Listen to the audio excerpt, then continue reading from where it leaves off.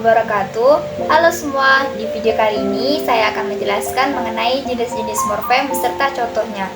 Nah, morfem sendiri mempunyai pengertian yaitu satuan gramatikal terkecil yang mempunyai makna. Sedangkan secara umum morfem mempunyai pengertian satuan bahasa paling kecil dan bermakna, dapat berupa kata atau imbuhan. Nah, jenis-jenis morfem yaitu pertama, morfem berdasarkan kebebasannya. Nah, ini terbagi menjadi dua. Yang pertama yaitu morfem bebas. Morfem bebas adalah morfem yang secara potensial dapat berdiri sendiri dalam suatu bangun kalimat. Misalnya saya, duduk, kursi. Morfem-morfem tersebut bisa berdiri sendiri tanpa harus digabung dengan morfem lain. Kemudian ada morfem terikat. Morfem terikat adalah morfem yang tidak bisa berdiri sendiri dan selalu terikat dengan morfem lain untuk membentuk ujaran, misalnya ber, meng, dan kan.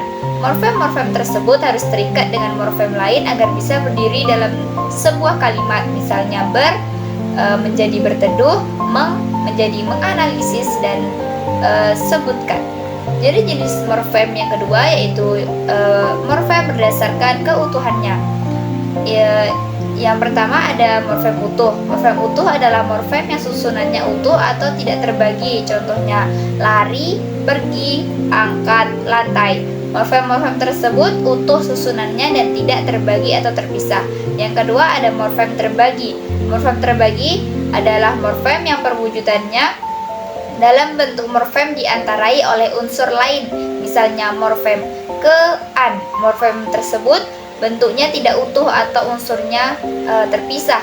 Di antara ke dan an ada unsur lain, misalnya satu. Nah, jadi menjadi kesatuan. Jadi ke dan an pada ke-an adalah satu morfem meski terpisah. Jenis-jenis morfem selanjutnya yaitu jenis morfem berdasarkan maknanya. Terbagi menjadi dua. Yang pertama yaitu morfem bermakna leksikal. Nah, morfem bermakna leksikal adalah morfem yang mempunyai makna leksikal. Makna leksikal tersendiri adalah makna kata atau leksem sebagai lambang benda, peristiwa, objek, dan lain-lain. Contohnya morfem ikan, ku, jalan, dui, rumah, buku, dan mu. Morfem bermakna leksikal tidak sama dengan morfem bebas. Morfem bermakna leksikal bisa berbentuk morfem bebas, bisa juga berbentuk morfem terikat.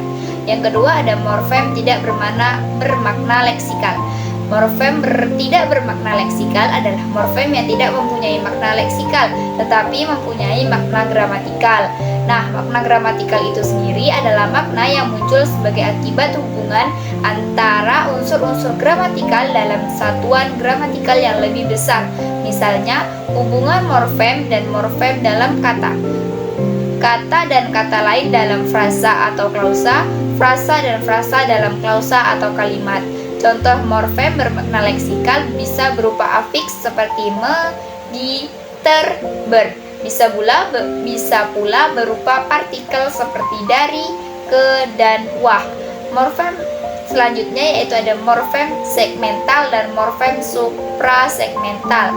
Morfem segmental adalah morfem yang terjadi dari fonem segmental atau dapat dibagi. Contoh morfem segmental yaitu meja. Bunyi morfem tersebut dapat dibagi menjadi meja atau meja. Yang kedua ada morfem suprasegmental. Morfem suprasegmental adalah morfem yang terjadi dari fonem suprasegmental. Fonem suprasegmental adalah satuan bunyi yang berupa tekanan, nada, atau jeda yang fonemis. Morfem suprasegmental tidak ada dalam bahasa Indonesia. Sekian, terima kasih. Wassalamualaikum warahmatullahi wabarakatuh.